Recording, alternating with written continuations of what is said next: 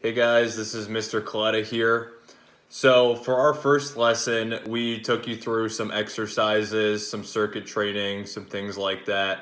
Today, we are going to talk about why it is important to exercise, mostly based off of how exercise affects your stress levels.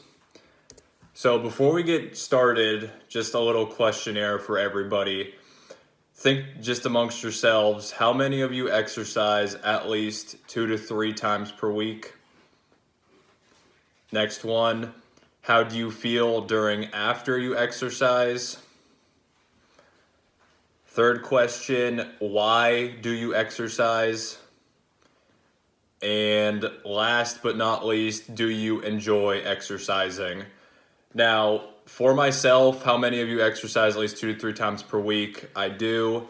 How do you feel during and after you exercise? I feel really good when I exercise. It makes me feel better about myself. And also, you're just kind of stuck inside for now. So it gives you something to do. Why do you exercise? I personally exercise to stay healthy, to look good, to be fit, things like that. And do you enjoy exercising? Yes, I really do enjoy exercising. As lame as it sounds, exercising is probably the highlight of my day, usually most days. I don't do much other than that. All right, getting into stress in terms of exercising. First off, what is stress? It could be a different definition for a lot of people, but stress is a feeling of emotional or physical tension. It can come from any event or thought that makes you feel frustrated, angry, or nervous. Some common stressors for teenagers. So when I gave this lesson at Sagertown High School, a lot of them told me that their common stressors were things like peer pressure, academic stress, parental pressure, body image, social stress, and work or financial stress. So these can vary person to person, student to student, but these are a lot of things that students usually are stressed about, and especially if something's going on at home, this could come, to school and we really don't know about it because they usually just deal with it internally. What stress can do to you? Stress can affect your everyday life, affect your overall happiness and well-being, cause health problems such as mental health, anxiety, depression, high blood pressure, heart attacks, and even stroke if it gets to a level of you can't handle your stress over a long period of time. Some positive ways to handle stress. Now, everyone's positive ways of handling stress are obviously going to be different, but some positive ways of handling stress I have down here are exercise, eating well, listening to music, spending time with your family. Talking to someone about your problems is a big one, especially for teenagers. I know that not everyone wants to talk about your problems, but it's really important to find someone you can talk to, whether it be a friend, family member, teacher, guidance counselor, someone that you can talk with about your problems. Finding a hobby is also a big one, and getting adequate sleep, which most teenagers are known for staying up till 2 a.m. and then waking up at 12 p.m. It's just not ideal. So, especially now with being stuck inside, it's very important to find good ways to handle your stress because we really can't do much other than sit inside. So, if you just sit inside thinking of everything you're stressed about, you just sit there, it's gonna get bad and you're gonna get really bad anxiety over it. You just have to find something to do to get your mind off of all your stressors. Some negative ways to handle stress, especially in teenagers. One can be binge eating, that's a common one. Over and undersleeping, like I just said in the previous slide, over and undersleeping in teenagers is a bad way to handle stress. Using drugs and alcohol. A lot of teenagers go to using drugs and alcohol to deal with their stress because at the time being, it kind of just pushes the stress away. They don't really think about it because they're not in the right state of mind. So using drugs and alcohol is extremely bad. One, because it is bad for your body. 2, you can harm yourself or others. And 3, it's not really dealing with the stressor you're dealing with. Once you're done using those substances, obviously your stressors are still going to be there. So that is not a good way to handle your stress. Avoiding the problem, also not a good way of handling your stress, because just like with drugs and alcohol, that's not going to solve whatever you are being stressed about. And the last way, negative ways to handle stress is social withdrawal. If you aren't talking to people, if you aren't getting help with what you're stressed about, obviously social withdrawal is not going to help you handle your stressors. And it's also important for friends, teachers, family members to notice this. If someone you know isn't handling stress well and you could tell they're kind of acting different, it's really important to, kind of pull them aside and ask them, is everything okay? We're here for you if you need our help, things like that. Okay, now the time to get into exercise. How exercise reduces stress. Exercise increases your overall health and sense of well-being.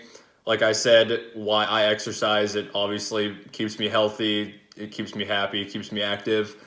Exercise reduces levels of the body's stress hormones.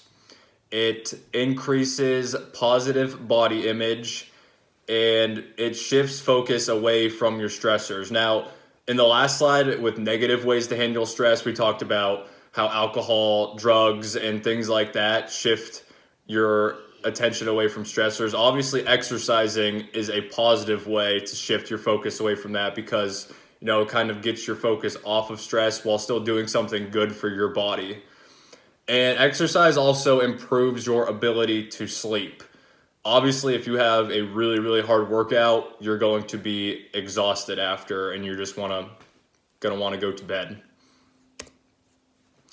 What exercise does to the body and mind. Exercise and other physical activity produce endorphins, which are chemicals in the brain that act as natural painkillers, and also improve the ability to sleep, which in turn reduces stress, just like I said on our last slide. Scientists have found that regular participation in aerobic exercise has been known to decrease overall levels of tension and elevate and stabilize mood. And this also shows to improve your mood and increase self-confidence, which is kind of things we've talked about in the past. Now, how often are we saying you should be exercising? It all depends on your fitness levels. If you haven't been exercising at all, obviously we don't expect you to go 7 days a week and going for 2 hours a day. That's just not realistic, and you're going to burn yourself out.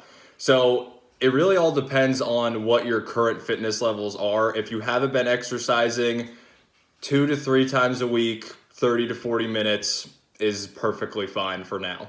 Now, obviously, once you get into a higher fitness level, you can ramp that up a little bit, but it's all just based off of your fitness levels as of right now. If you usually work out 4 to 5 times a week, you can try to ramp it up to 6 and just, change up what you're doing too. And it also is important to find a type of exercise that you enjoy.